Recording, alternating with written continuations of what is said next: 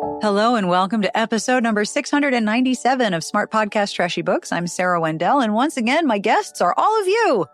This week, we are talking with Shana, Sue, and Rhonda about book recs and wishes, plus fantasy and magical bureaucracy, grief and romance, schtupping by volume, and inventions for readers to find even more books. There will be links to all of the books we discuss at smartbitchestrashybooks.com/podcast under episode 697. I have a compliment this week to Beth. When it is cold and windy, literally or emotionally, your friends think about you because you are always warm and always calm in the middle of any storm. Plus, you are a dynamo at picking out snacks and entertainment. Our Patreon community is the reason why there are no dynamic ads before or after this show. With listener support, I was able to turn off all dynamic ads. Those are the ones you hear immediately before or after an episode, sometimes right in the middle of somebody's words, which I always find alarming. I turned off all of the dynamic ads with Patreon community support to avoid ads for ICE and other right-wing propaganda. So instead of Patreon offering ad-free episodes, our Patreon community made every episode free of dynamic ads for every listener. Thank you. In addition, Patreon support helps me procure more issues of Romantic Times. It keeps the show going, and it makes sure that we have an artisan handcrafted transcript from Garlic Knitter. Hey, Garlic Knitter. TLDR, your support means a lot. If you'd like to join the Patreon community, it would be awesome if you did. We have some wonderful benefits, and you can get a free sample of all of our bonus content at patreon.com/smartbitches. And you can gift a membership. This show is more independent because of our Patreon community, and y'all, I cannot thank you enough. And if Patreon support is not in the cards, may I please ask that you leave a review for the show wherever you listen. Above all, thank you for listening. I'm honored that you're here. Also, I want to remind you that there is still time to order your Smart Bitches candles. There will be a link in the show notes. We have a Smart Bitches 20th anniversary candle and a Bad Decisions book club candle available individually or as a set. But this is a limited time offer. Sales will end in early January, and they ship so fast. Seriously. I want to say thank you to everyone who has ordered and told me how much they love the scents. Thank you. Look for the link in the show notes to order your set or to gift some. Support for this episode comes from Skims, who have new pajamas, and they're truly incredible. As I've mentioned, most of my pajamas are old t-shirts, lightweight pajama bottoms. I don't know how old they are. I don't know where they're from. But when I received a soft lounge sleep set from Skims, I thought, oh, pajamas. I have some. Here are more. Haha. Nope. I am now living in this lounge set. I am so angry at how great it is. I can't stop wearing it. The fabric is so soft and very supple, but it's not too thin or too thick. It is the right amount of cozy, but it is not like I am roasting inside some fleece. It is the perfect temperature for me. The deep green color is gorgeous. And I kind of look Instagram stylish, which is a new experience for me. I have joked many times that my overall aesthetic is pajamas, but it looks like I tried. The soft lounge sleep set is pajamas and I look fabulous. And I am now planning every day that I will spend all day in the Skims soft lounge sleep set. They're truly incredible and a wonderful, wonderful gift for anyone who likes warm, cozy, fabulous, stylish, gorgeous color pajamas.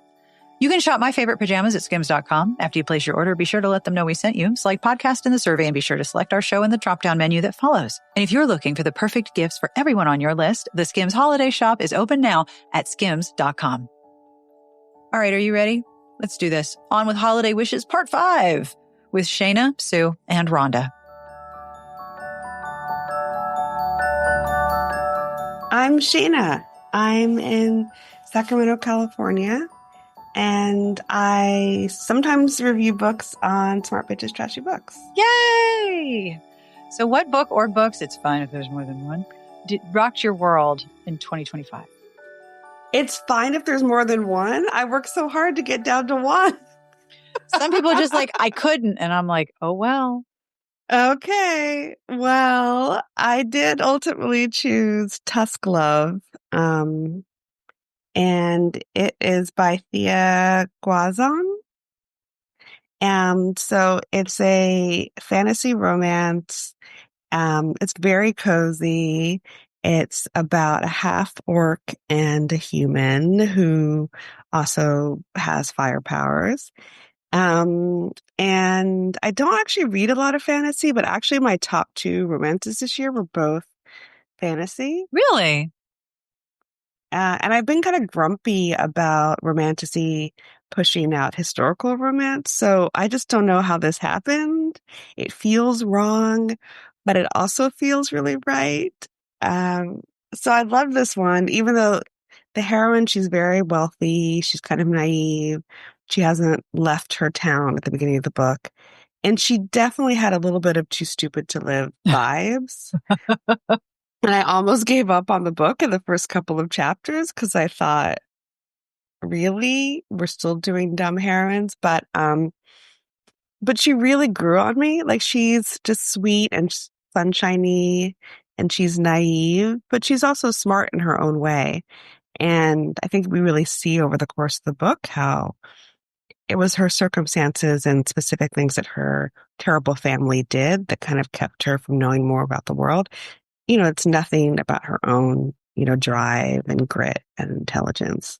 And the hero, who rescues her when her caravan is attacked, he really sees that. And there's a lot of humor around her not necessarily understanding the world outside her ivory tower. So it was very cute.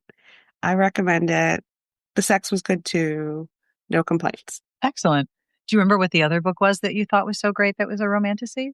Yes, I loved Monster of Mine.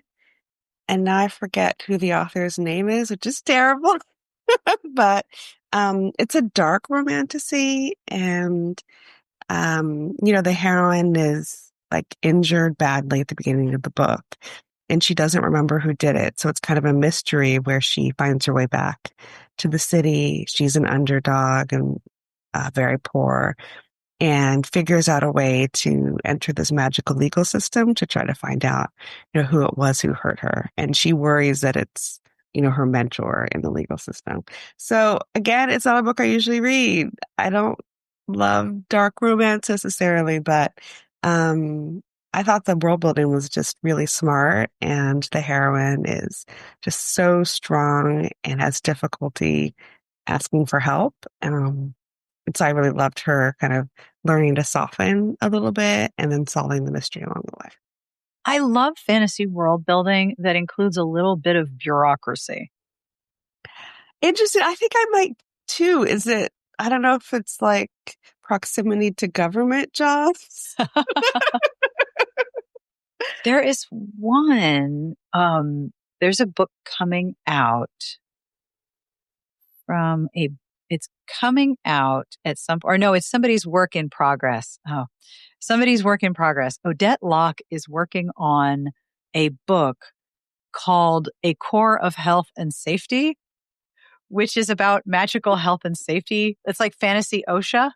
And I'm like, okay, I wrote a whole post on it because first, the idea that OSHA and workplace safety oversight is now in the realm of fantasy romance makes me very sad.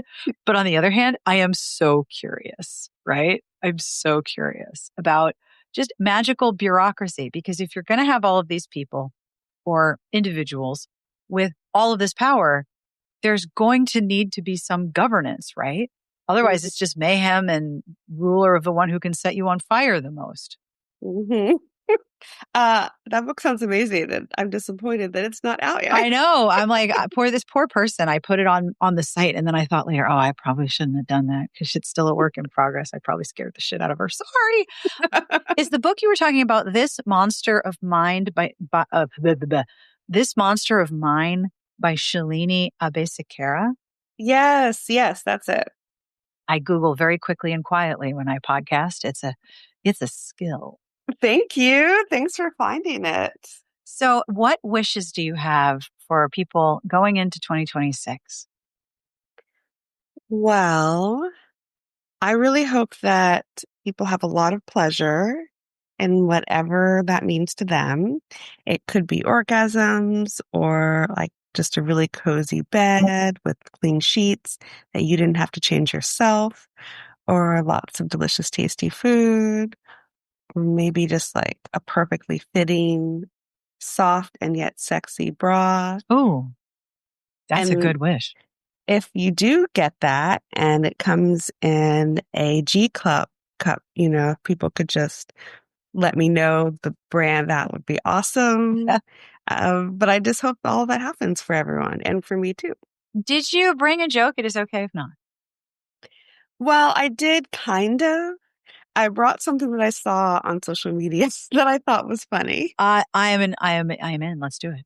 Okay, so I saw that someone said the biggest recession indicator is the fact that Rachel Dolezal is white again. I had a similar reaction. Like, is there a name for the laugh where you start out by gasping and then guffaw? Like, is there a name for that one? Because that was exactly what I did. Oh, no. I'm not prepared for Rachel Dolezal to be a recession indicator. I'm just not. I looked at her Instagram and she has these photos of her where she looks like Katy Perry. Like, for heaven's sake. That was Uppity Negress who said that. It was very amusing to me. Okay, I love that account and thank you because, oh dear God, terrible recession indicator, but also very funny. My name is Sue. I am in Southern California. What book or books rocked your world this year? This year, I read a few books and I fell down like an Abby Jimenez shaped reading hole. Which is good because there's a few of those books. There's just a couple of them. I saw or read some interview where she said that she writes portions of her books on her iPhone. Mm-hmm. Which is insane. But I was like, okay. But it really changed like my view of how and when things get done, right? So one big reason I don't get stuff done sometimes is like I'm like, oh, that's a big computer like task, right? Yeah, that's a big task. That's a big task. But the thing is, most things now can actually be done on your phone. And so I heard that clip of her and I was like, interesting take. And I was like, okay, so maybe now I don't like, because then I end up with to-do lists, right? So I was like, okay, maybe I just like do the thing when I'm like, I could do this now. And then I was like, I wonder what it looks, I don't know why I thought this, but I was like, I wonder if you can tell that she wrote it on her iPhone. I don't know, like what the formatting would be different. I don't know. Right. So I was looking and I was like, no, it just, however you get there is how you get there. So that was a tiny life lesson. And then I just like cried my face off reading Part of Your World. Yep. The one where the heroine is a doctor and she's comes from a family of high achieving doctors. So that one. That might have spoken to you a little bit. Did. And then I did the thing where like you tell your friends about the book, but like my pitching is very terrible. I was like, you have to read this. I cried so hard. And they were like, that does not sound like an experience I wish to have. Thanks though. I was like, it ripped my heart out. And they were like, so read it. And I was like, it's amazing. Do you wish for catharsis? I've got the book for you. I was like, do you want to have feelings? Then read this book. And then I read Just for the Summer. And I'm about to start a third one, but I got waylaid by a number of recommendations. This is a you guys thing. I have the best of intentions. And then Amanda's like, guess what? Here's a bunch of books. Yep. And then I get started on reading other ones. So I would say Abby Jimenez was the big part of this year. And then you had a guest with Helen K. Is it Dimon or Diamond? Helen K. Diamond. Yeah, she writes as Darby Kane. Yes. So she had mentioned a novella where the heroine, the opening scene is two CIA agents and she's bound and gagged the rival spy agent. And I was like, put this in my eyeballs. So it was running hot and I read it. And then I read like one more in the series and I'm trying to track them down, but they're a little bit older. Mm-hmm. So it's a little bit harder to get from like the library. Yep. And I think those are, they're from 2014. So I can see why they might be a little challenging. But you know what's interesting is like, it's kind of like clothes trends. When you're in it, you don't realize that it's like a thing. But 10 years out, reading these, I was like, oh, like we were deeply in like a military. Oh, yes. law enforcement. Like there was a whole Julie James like FBI like series that I ate up so fast. That was the And FBI now, and U.S. Attorney series. And half the yeah, time the conflict was because they were really freaking busy. I love competence porn. It's just people who are Oh, good at their jobs. competence But porn with a serving of, either military propaganda or propaganda, but those are the yeah, good people and they're trying to do good. Like, wow, that must read really weird right now. it did. And so like she's an incredible author. Like the book was amazing, but I was just having a really hard time Yeah. like with the premise. And I was like, wow, 10 years ago we were, in a 2014 place, 2015 place, we were in a very different ability to suspend disbelief. And I Oh, guess yes. Very true. it's different now. So Yes. so it's just like clothes where I'm like, wow, I can't believe that used to be the outfit, like when you're in it, you're like, I look Oh, really cute. And I still think they look cute, but now I'm like, oh, that photo is from 2014. And I know because those jeans yep. are cut a certain way. Oh, yeah, And so, yeah, it's really interesting to do it with books. for sure. Especially when you see not just like trope trends or character trends, but even the way things are talked about is different. With the Julie James series and specifically, I feel like that's like a piece of the world that doesn't even exist anymore. No, no. It's like back in 2020, I loved Brooklyn Nine-Nine, like as a TV show. Yeah. It's so funny. It's still really great. One But of my favorite shows essentially, of all time. in the spring, summer of 2020, everyone was like, well, I guess we're done. Like, it's just, we can't go back. There's just, the world has changed. Our lens has fundamentally shifted. And so you'll always be happy about that media, books, TV, whatever. Yeah. But like so much of you has changed that it's no longer possible to suspend your disbelief. Especially with Brooklyn Nine-Nine, which was a comedy about cops. Yeah. And it was like very heavily like inspired by, I think, by Barney Miller, also a sort of comedy drama about cops. And there's nothing funny about cops right now. Nope. Not in the least little bit.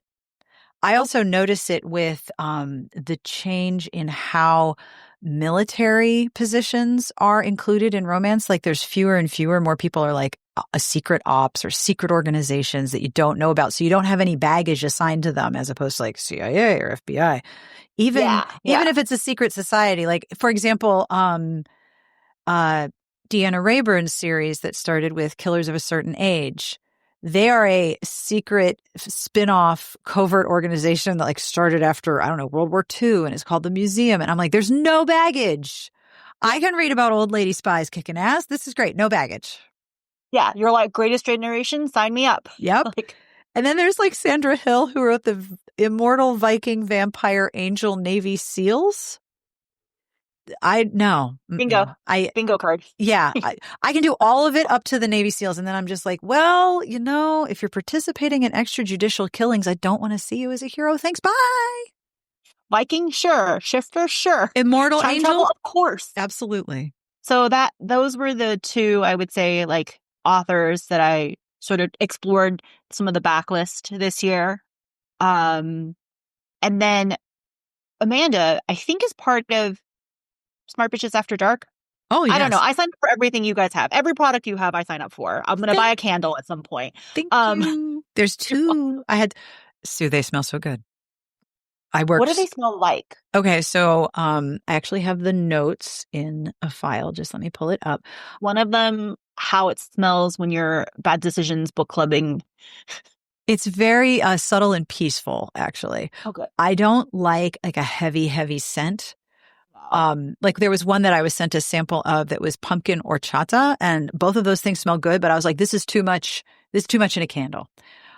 So Bad Decisions Book Club smells like sweet tobacco, which does not smell like cigarette smoke. It's more like tobacco is very comforting. Yeah, tobacco, book pages, leather, rose, and sandalwood. And then the 20th anniversary candle is sea salt, book pages, sandalwood, and jasmine. Nice. And they're really subtle. So like you take them, I took the samples out of the box and I was like, these don't smell like very much. And the chandler, Jen, said, no, you have to light them. These are scents that help when they're warm and as they're melting. And sure enough, I lit one and I was like, oh my gosh, this smells great. It's not super overpowering. It's not like you've walked into Bath and Body Works in 1995. It is very subtle. Or a Lush. Yeah, when you walk no. into Lush and you're like, Oh, my sinuses hurt just thinking about going inside Lush. I walk by it and my chest hurts. I'm like, It's so, I mean, how do you work there? you just go nose blind is my guess. I'm guessing. Or like you've got like really like earplugs, except they're up your nose, so you block your smell. I mean, Yeah. You take your inhaler with you. Yes. I worked really, really hard to make these as chill and as soothing as possible. And I'm so excited. I imagine it's the same if you use like a candle warmer versus like burning it, right? Yeah. Yeah. I can't be counted on to blow out my candles before I fall asleep. So yeah, using a candle warmer is my way. Okay. Sorry, that was a massive. Listen, side quest. I'm really grateful that you are supporting everything we do. It's really an honor. Thank you. You're welcome. Thank you for continuing to think of us and all the things that we'd be interested in, and not like, random, I don't know, random products that I'm like, why are we doing this? But okay, so to backtrack, part of, I think, Smart Bitches After Dark, you get a a recommendations email from Amanda. Quarterly recommendations. You fill out a Google form, tell her what you're looking for, what you like, give her a link to your Goodreads, and she comes up with damn good recommendations. They were so good, I had read 2 of 4. That's good. And she was like, what about this? And I was like, I read it. And she was like, so I was like, so clearly you do know what I'm like. You're interpreting my words into books, because 2 of the 4 I had read. So then I read the other 2. Yeah. And one was Cara Bastone's Promise Me Sunshine, which was excellent. Ooh. Very, very good. So it's someone who, the heroine has had a terrible thing happen in her life off screen prior. Mm-hmm. I don't think it's a spoiler. So her best friend and probably her soulmate in life dies. Oh. And she is in a deep, dark hole and is like, genuinely like barely holding it together. And so the hero is a family member of the girl that she nannies. Mm-hmm. And I generally don't love plot moppets, but this kid is not a plot moppet. Like, she's believably a kid and like isn't necessarily around for all of the parts. Like, it's believable that it's a job, is what I'm trying to say, right? So like, the kid doesn't like magically turn up every moment they need to like move the plot along. Yes. It's just like how it starts out. And I thought it was really incredible. And I might have also ugly cried there.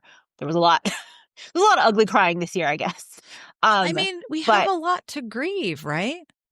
There's a lot to cry about. Yeah, we have a lot to grieve between the pandemic that we never really talked about or processed and all of the things that are happening right now. There's a lot of grief. I think we're going to see, actually I should have added this to my 2026 predictions. We're probably going to see a lot more books that deal with recovery from grief. Yeah. Which is fine, because any place you can emotionally process is a healthy thing to do, right? Yeah. And for a lot of these, it's about processing your grief with other people and not trying to do it in isolation, mm-hmm. which is probably a lesson that a lot of people are trying to learn and trying to like live out, mm-hmm. but it's tough. And so it's nice to see. It's nice to see it happen for someone, yeah. I guess. Yeah. And then I know, like, I don't even know how many books this is now, but the last one I have to tell you, which like I genuinely was like, I did not think I was going to be into this, but my friend was like, you have to read it. It's insane and also extremely spicy, because I had been complaining about books that don't show, like, they're all closed door, or like some of them are black. very, very tepid with the sexual content. Yes. And I'm like, not that I want, maybe I do. On the label, I find it silly, but like, I can't believe I'm reading romance novels where there's no banging. Like, I get it. Excuse me. But I'm like, we had a contract, and the contract was you clinch in the front and you bang in the pages. But this is my like hot take, is that like, and I think about this all the time. You quoted, I think, Lisa Kleypas saying that a sex scene makes as many problems as it fixes. Yes. Like, it's a plot. It is to move the plot along. Yes. And sometimes I'm like, if you're not showing it, then I have a hard time believing like that this has solved or created any problems. Yeah. It's just a timeout. It's a pause. Yeah. A good sex scene needs to, as Lisa Kleypas says, you're exactly right. It needs to cause as many problems as it solves. And it can't resolve all of the sexual tension, because then it's like, okay, well, then why are there extra pages in this book? If the whole point was the tension between these two people, there still needs to be some tension left over. So a book that really bangs it out was Lana Ferguson's Under Lock and Key. And I was like reading it. My eyebrows were like up. I was like, oh, we're going there. Is this the one where the hero is the Loch Ness Monster? He's a Loch Ness Monster. There's apparently more than one. Oh, handy. Okay. There are multiple. Okay. And you're asking, why did my eyebrows go all the way to the top of my head? Friends, she does fuck him. She does fuck a Loch Ness Monster. Wow. Parts of him are Locky. Parts of him are human. Oh, my. Okay. Listen, I just got finished saying to Amanda, we were recording the 2025 and 2026 predictions. And I just got done telling her that I think that one of the reasons why BDSM romance took off, 15 years ago, was because it was a new form of sex that we hadn't read before. It was like sex and accessories and rules, and it became much more mainstream, because if you're reading a lot of books that have a lot of sexual content, a new sex is very interesting. So now we have, Omegaverse and shifter fucking, and it's a new sex. We will read some new sex. Yes, we will. It was new sex. And I was like, oh, because I think my friend was like, do you really mean what you say when you say you want more banging in books? And I was like, because I'd gone through like before that, like 3 or 4 books where like all the banging was closed door, and I was getting like really frustrated. In some ways. And I was like, what is this? Like, am I just picking up the wrong books? Like, what do I do? And she's like, I got a cure for you. I picked up the book and I was like, holy crap. She's like, yeah, I told you. And I was like, this is amazing. But it also solves problems and makes more problems, right? Because she's like, oh, now I want to bang a Loch Ness Monster. Yep. Oh, how am I going to fix this problem? I have a recommendation for you, by the way. Oh, go. Okay. So, if you like lots and lots of sex and some new sex and also monster fucking, Catherine Moon, Kathryn, Catherine Moon, has A Lady of Rooksgrave Manor, which is basically like Dr. Jekyll and Mr. Hyde introduce this young woman to a manor where there's lots and lots and lots of sex with lots and lots and lots of, different things that are doing all of the fucking. The second one in the Tempting Monsters series is called, there's a third one. Holy hell. The second one is called The Company of Fiends, which is vaguely related, but that's more of a theater company. Again, it's like reverse harem, lots of monsters. The third one, let's see here, Sanctuary with Kings. Wow, where have I been? She's trapped in a place and some stuff is going to happen and there's going to be a lot of sex. That's what's going to happen here. There we go. Do you think we're going to end up like in this like like a split of like this kind of like new sex, crazy sex, and like fade to black? I haven't found necessarily what I would consider like a middle, like a Kleypas, Jude Devereaux, like, like a classic sort of middle of the road. It's either like a lot of banging or like no banging. I don't know. I honestly don't know. I think the books that get talked the most about are the ones who are either fade to black or we haven't all the sex. And the most popular series that people seem to be really talking about are based in lots and lots and lots of sex. Yeah. There should be like a ratio of like pages or whatever. And you should be like, is it 50%? Is it 20%? Is it 0%? It's like instead of Jesus by volume, schtupping by volume. Schtupping by volume, right? Because the chili peppers don't necessarily tell me. Sometimes I'm like, how is this a 2? So I think a ratio might be more measurable. Yeah. And also if you like, I know, for example, in Australia, sometimes books are published with chili pepper ratings or sex or sexuality ratings, and a lot of reviewers use chili peppers. But my 4 chili peppers may be very different from your 4 chili peppers, right? Just like on a menu, is it Thai spicy? Is it white people spicy or is it like legitimately spicy? Is it Indian spicy? Thai spicy? Is it Japanese spicy? Right, Is it like Middle America spicy? Thai spicy will take me into the next century. I will be just Thai spicy. I ask for not spicy. I end up at the spice level I can handle, right? Right. Like it just depends. So and so I think a ratio, just like what is it? What are the units for spice? It's Scoville. Mm-hmm.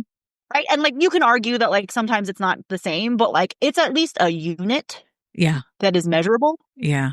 I'm gonna put this. I don't know how, but there should okay. I know we're against AI. I know we're against AI for creativity, but I think as an assistive technology, I love assistive AI to help people do things. Great. Generative AI can fuck off up here. Correct.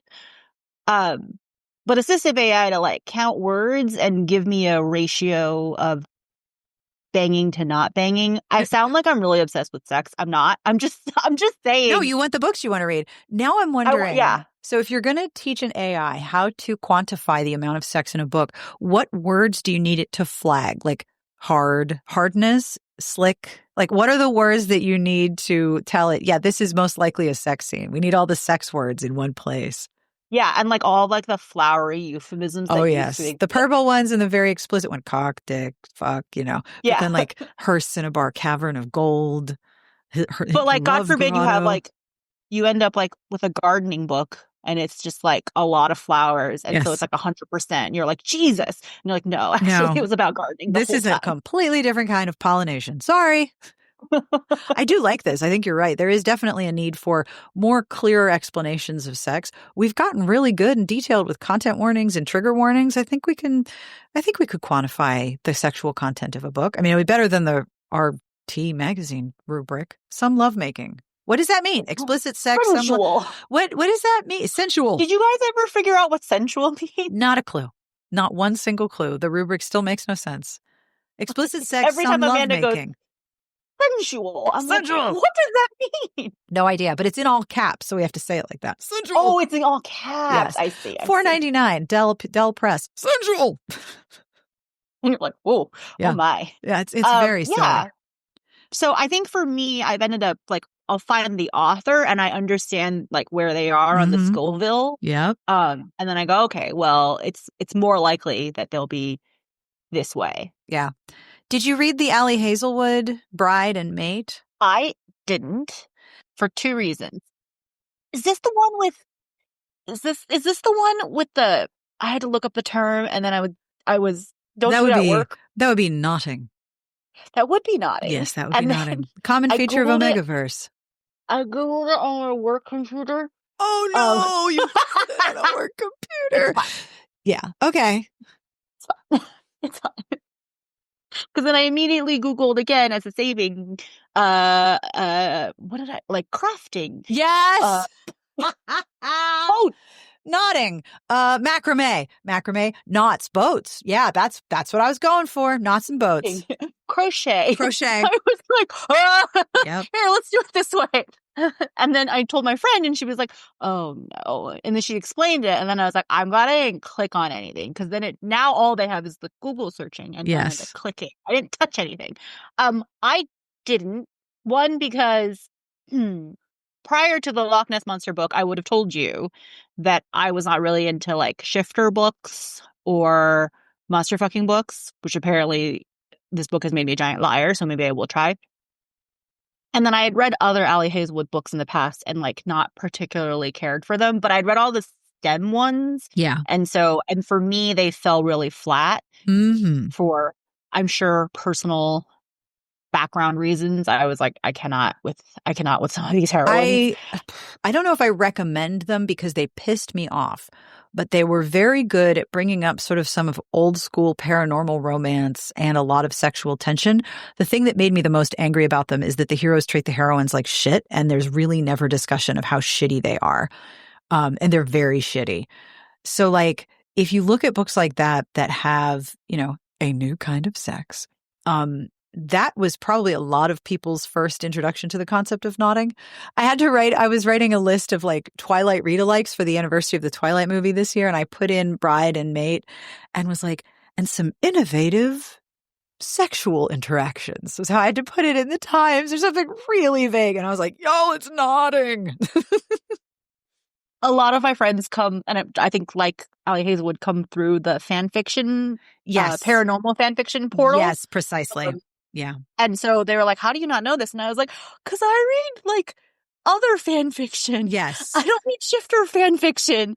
And so I was like, the ones in mine are just like people. I'm pretty sure, and someone will correct me if I'm wrong, I'm pretty sure that the Omegaverse is an outgrowth of the supernatural fandom, which is already a multi-layered cake of fucked up. So I'm just kind of in awe of all of it. Right? Like, look where we are now. This is incredible. Oh, I had another product I really wanted to make happen, but I don't think can make happen. I'm just going to put it in the universe. Okay. Manifest it. That's why we're here. Okay. You know your favorite authors from back in the day, from Yuletide, from AO3, from fanfiction.net. Like, I'm talking early 2000s, right? Ooh, Yuletide, All yeah. of them, many of them wrote under pseudonyms. You know that some of them have now become authors, but not all of them are like openly like fanfiction, spoken or unspoken about their past. Like, I think Mariana Zapata is one that we know about. But I have to tell you that there were a number of Twilight fics that I read. The authors were incredible, like truly incredible.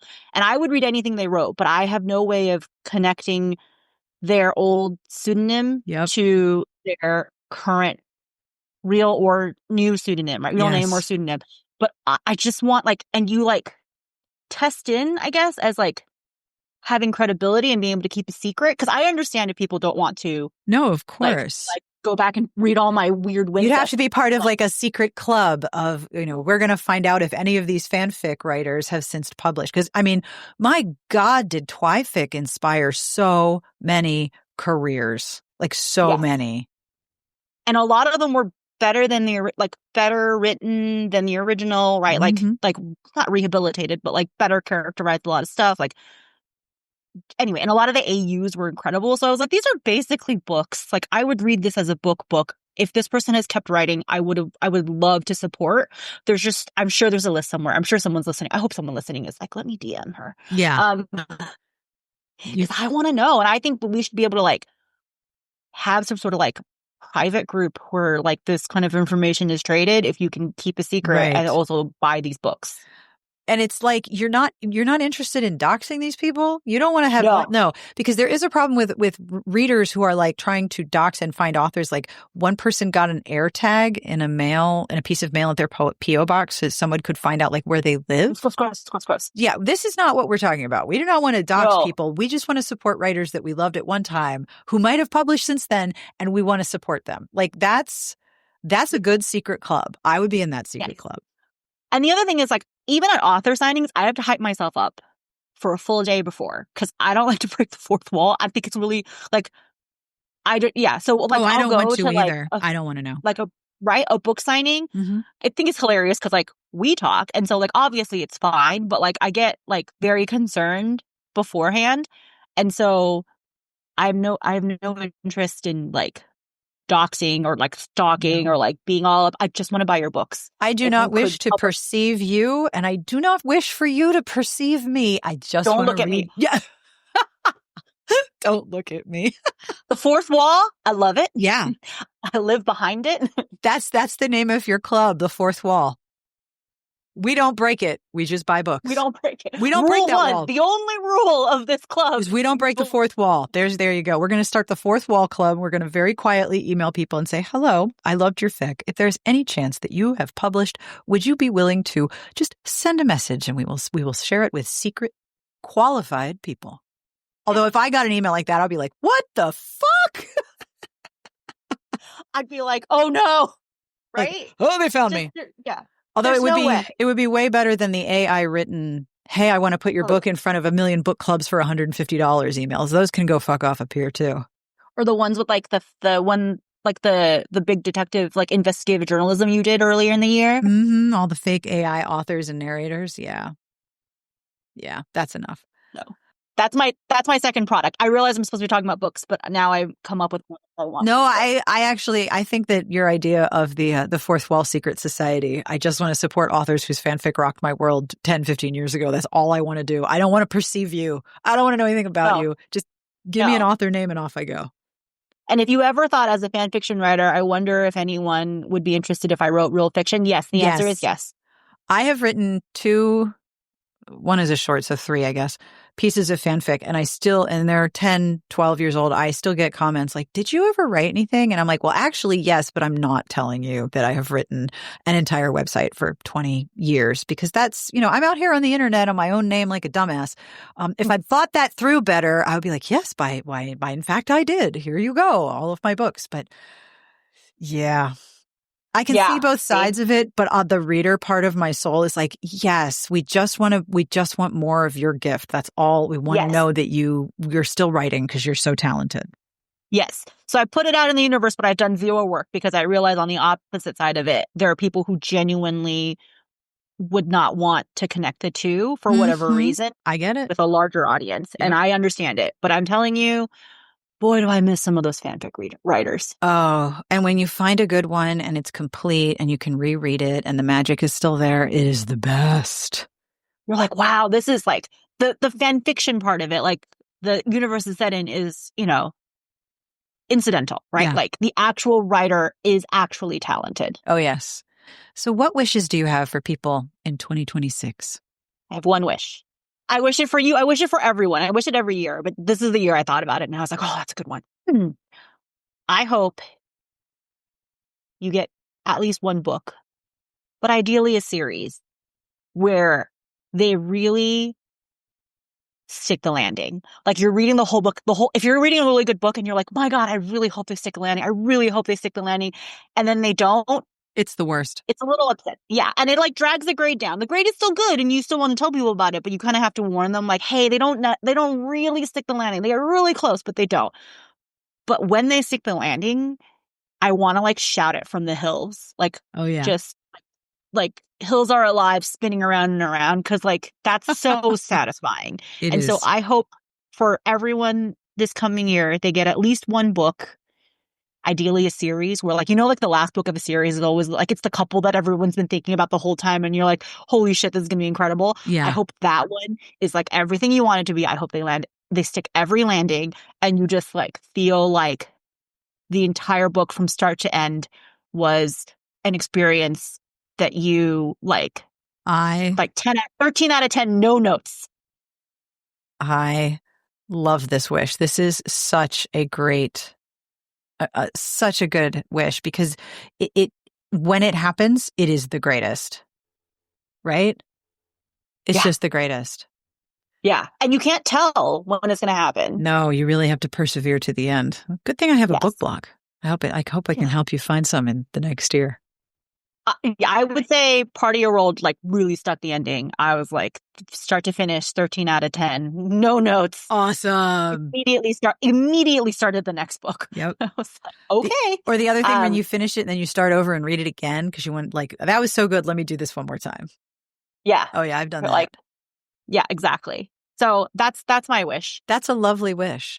Did you bring a bad joke? It is okay if you did not. I did. Oh, okay. Yay. This is from an Instagram reel or something I saw the other day. So it was, what is a lawyer's favorite dessert? What is a lawyer's favorite dessert? What? It's a tort. That's excellent. I did not guess that, and I did not see it coming. Well played. The lawyers of the internet, they're very funny. They're very funny. Thank you. Thank you. Thank you. And thank you for doing this.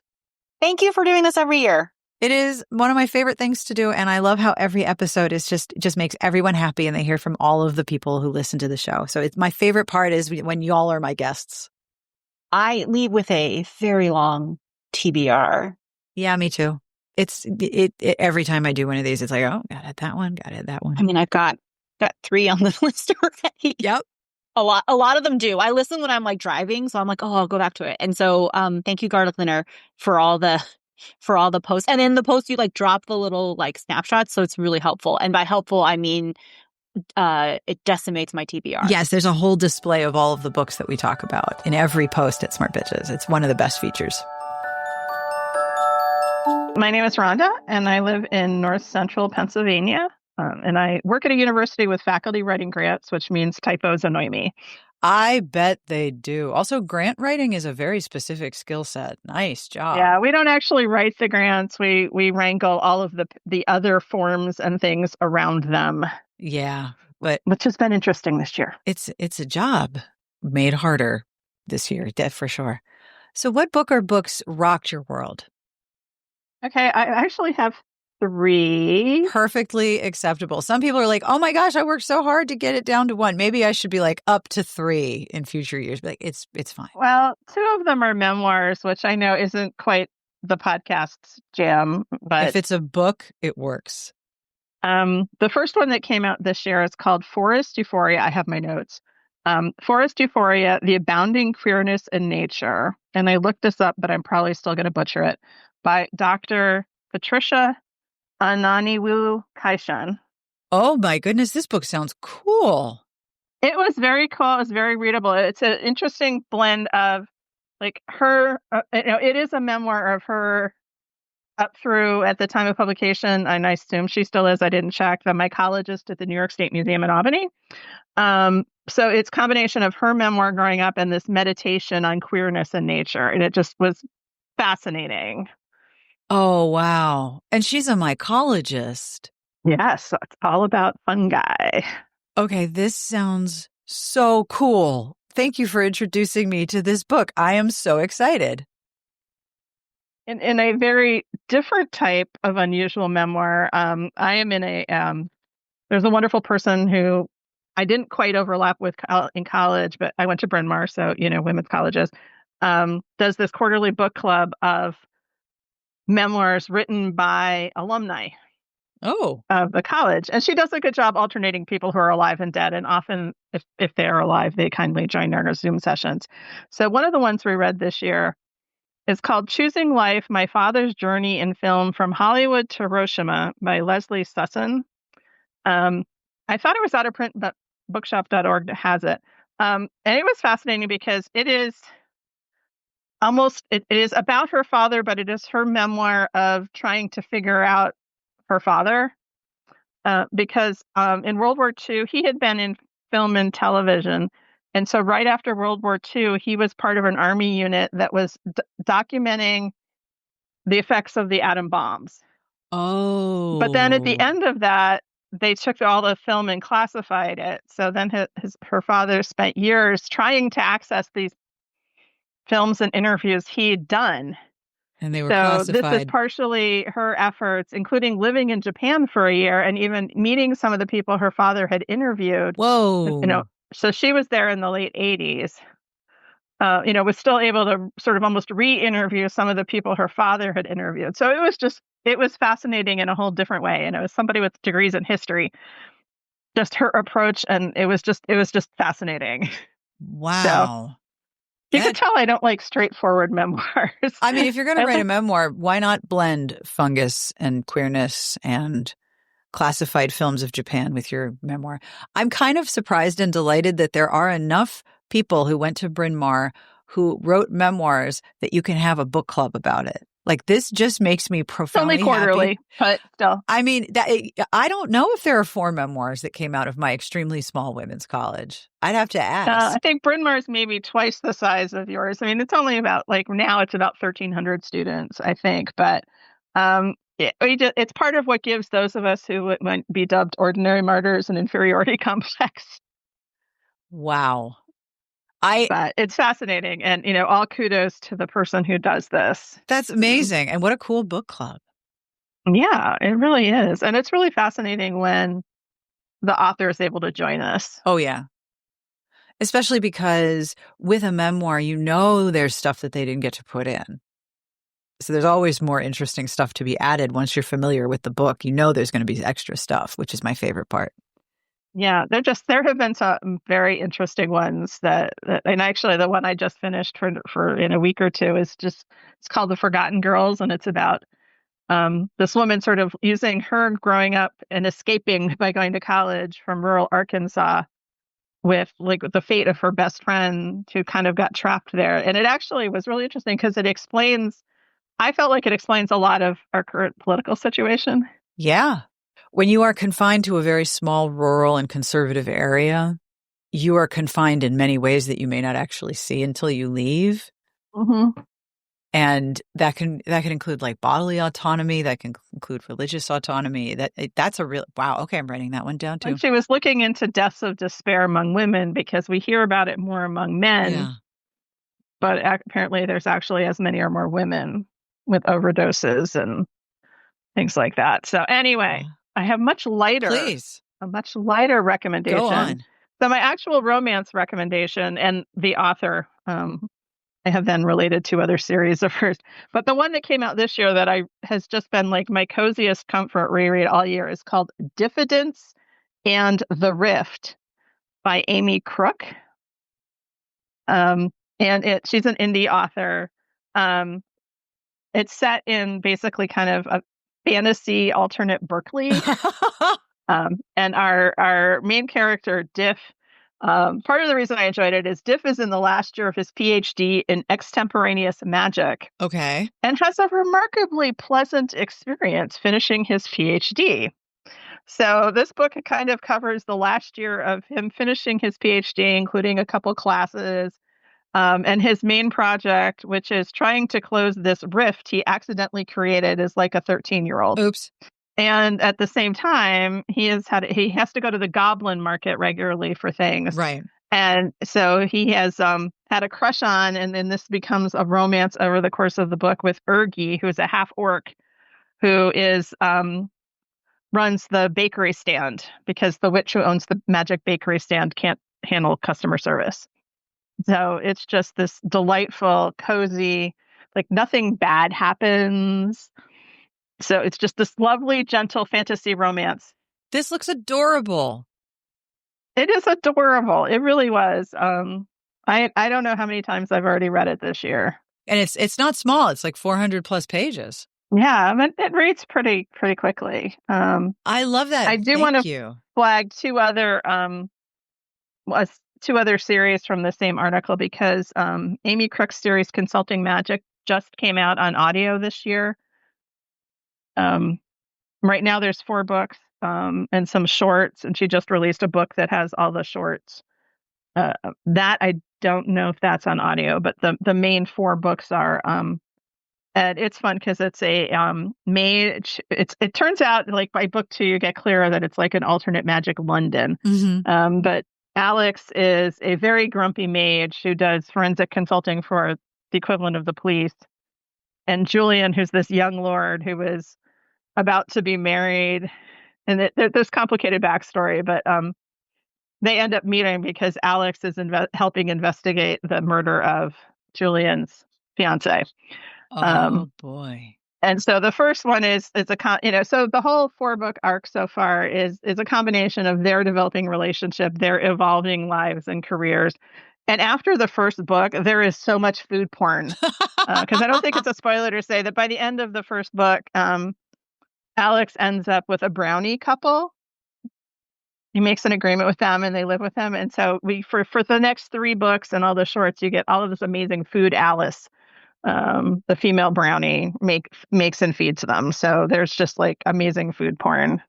I love this. And the audiobook is in Hoopla, which is very cool and often connected to many people's libraries. Yes, I'm hoping more people find it. And then her other series that starts with To Hive and To Hold, the second book is out and she's working on a 3rd book. It's another gay romance. It's a magical apothecary, Arthur, and the non-binary magical tattoo artist, Jade, who moves in across the street from him. And it is another of these just super cozy. There's so much community building. I've seen it called Hope Punk, but I don't know if about Hope Punk to tell you whether that's actually appropriate, but it's just lovely, like their relationship building and the community building. And that's just another warm and cozy. That's adorable. Oh, also in Hoopla. How excellent. Oh, good. My library uses Libby, not Hoopla, so I'm never quite sure what's out there. Oh, I look at all of them. I actually have a plugin that shows me Hoopla, all of the libraries that I'm a member of. So if I go to a web page like Amazon or Barnes & Noble and I pull up the book, it will show me availability in Hoopla, and then all of the libraries that I have a card for. It's called Library Extension. It's fabulous. Ooh. Yeah, my local library is so small. I have a card from Free Library Philadelphia, which has been my go-to. Oh, yeah. Once you find a and good I now library. need to fight my way through their system because it doesn't want to renew my card. I know, it's very annoying. Thank you so much for these recommendations. I've already thought of about 3 people who need to know about these books, so thank you. Oh, that's great. And I have then, just in the last week or two, I have I posted in the Discord. I had to share The Angel Wore Fangs with the Yarn Shop gang on Saturday, and it was so nice because I was like, oh, I can just find it in the notes from the transcript, because the previous time I was sharing it with a romance book club I'm now part of, I had to do so much digging to find it. Oh, yeah. I just and then I had to share with my knitting Zoom group one of the patterns that was in the links of patterns, the one with the cat, the stare. Wasn't that great? So, I haven't bought it yet because I'm not a huge color work fan, but it's so cute. It's just adorable. So cute. And so I shared that with a different group of friends. So I've just been able to send out smart pitches into the world. Thank you. That's the best thing to do, is send us out into the world. And as well as the romance book club, I got invited in the spring, and it's hysterical because it's run by 2 of our junior faculty member, and I am honestly like 20 years older than practically everyone in this group. So they do share sharp when they're doing, it's trope based. It's like, read this trope for this month. Right. And so they have gotten good about including smart bitches Rex if the trope, is in that in their Google Doc. That's so great. So we're getting more people to know about smart bitches that way too. Well, please tell them thank you. That's like the best way to spread the word about the site. Oh, that's delightful. Thank you. Yeah, they helped me learn about like Reddit as a source for truly weird things, like when I was trying to finish some book bingos this summer. But oh, yes. Reddit is great for truly off-the-wall recommendations, and they're very well read. It's very cool. I always get excited when I'm on Reddit and then I see somebody recommend Smart Bitches, and I'm like, oh, yay!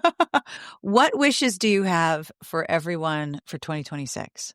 On the one hand, that this feels a little privileged. But on the other hand, I think it's the same wish I made last year, which is, especially given just the chaos of 2025. I wish that everyone can find at least a little space to breathe. Yes. I think that's a very good wish. And also, I don't think it's privileged at all. I think everyone needs everyone needs it. I know everyone's not able to. Yeah. So I have 2 jokes, and I'm trying to decide which to tell you. You can do both. Neither are mine. Okay, so one of them is from the weird little newsletter they put up in the bathroom stalls at work, and then I've generic sized it a little. Okay. So, why did the bison go to the gym alone? Why did the bison go to the gym alone? Why? He wanted to get buff alone. I misworded it slightly. It should have been, why did he go work out by himself? But our mascot is a bison. Okay. They come up with. I love that. I also love that there's a newsletter in the bathroom with jokes on it. Like, they just put one little joke in it. Yeah. I love it. It's out of like Student Affairs or something like that. Yeah. I dig it. So what's the other one? So this one, credit goes to my spouse. I don't know if he wrote it or found it, but he was doing an online role-playing game for charity, and there was like, if you make a donation, there was a dad joke involved. So what did the firefighters name their pet duck? What did the firefighters name their pet duck? What? Firequacker. It's great when the jokes come to me. Thank you. Oh, that's I just delightful. been worried if any variants would show up in the Discord. Nope. You're clear on that one. Thank you so much. Well, thank you. This is always a fun, and these episodes are always great. And that brings us to the end of this week's episode. Thank you tremendously to Shana and Sue and Rhonda for connecting with me. We will be back next week with more holiday wishes. And as a reminder, you can still get Smart Bitches candles. You can gift a Patreon membership, and you can find all the books that we talked about at smartbitchestrashybooks.com/podcast under episode 697. I have a joke, because what's one more, right? You need one more. This is from Wimpy Kid Fan 67, and it's really bad, which is why I'm sharing. If a king sleeps on a king-sized bed and a queen sleeps on a queen-sized bed, where does a prince sleep? On an air mattress.